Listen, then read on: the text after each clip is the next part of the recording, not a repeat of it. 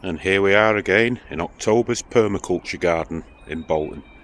So just a short video today. I'm just going to show you a few things that are happening in the garden, very specific to the time of year. So we've got runner beans here, and I'm allowing all these pods that are left to grow a little bit bigger and then to dry out, and then we can collect the seeds from them for next year's growing season.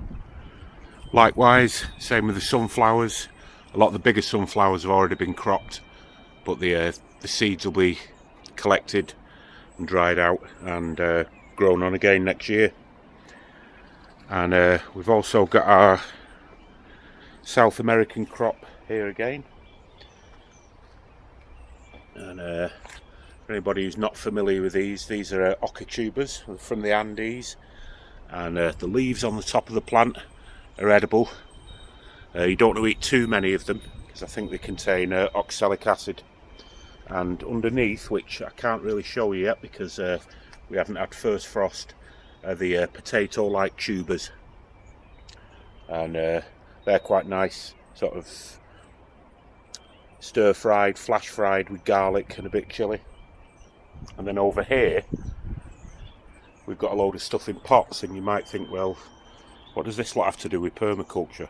And it has quite a bit, really. The overwintering beans that we grow every year, broad beans, we're basically using time really effectively here. So we'll have a crop considerably earlier of these overwintering beans than we will from planting a conventional variety in March. And then at the back there we have, I always try and trial a new plant every year. We've got tiger nuts growing in this pot, and the shoots are doing very well, but again we've got to wait for first frost until these are croppable.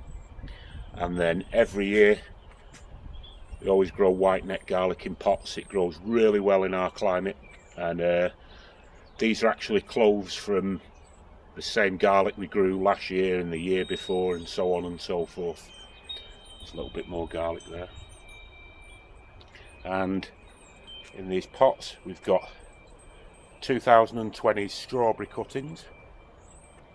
Well, they're not cuttings as such, they grow root in the air as they're growing, and these will provide us with strawberries for the next 2 or 3 years.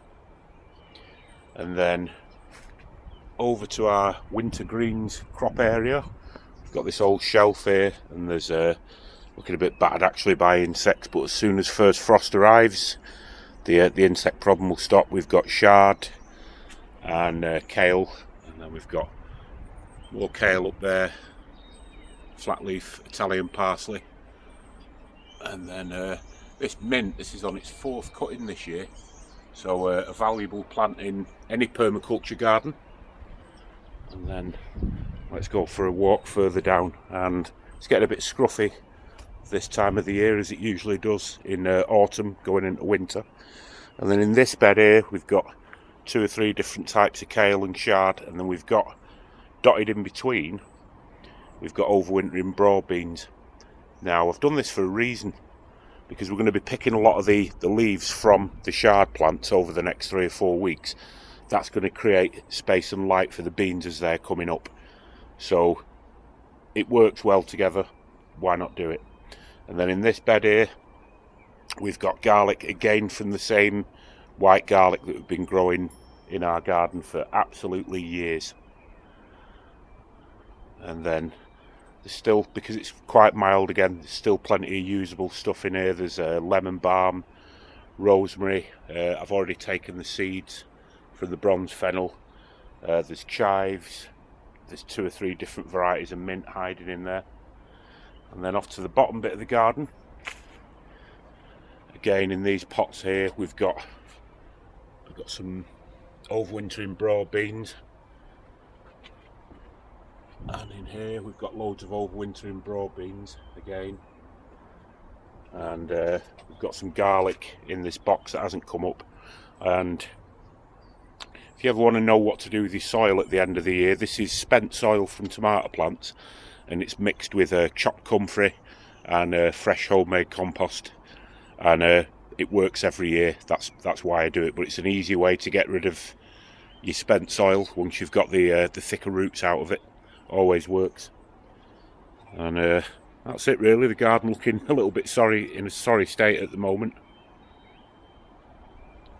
but that's the time of the year, and as the seasons roll, everything will die down here ready for next year. And just before we end, again, there's still tons of stuff in here.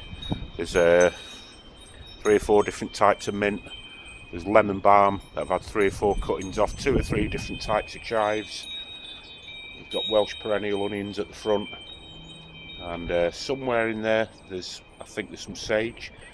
And then we've got the red leaf sorrel that's seeding everywhere. We've just got a black cat there that's just ran past, always keen for attention. And that's it at the moment really. So I hope you're all staying safe and in good mental health.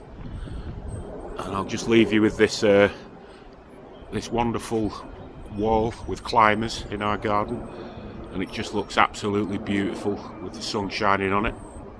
Sorry about the sound of the aeroplane in the background.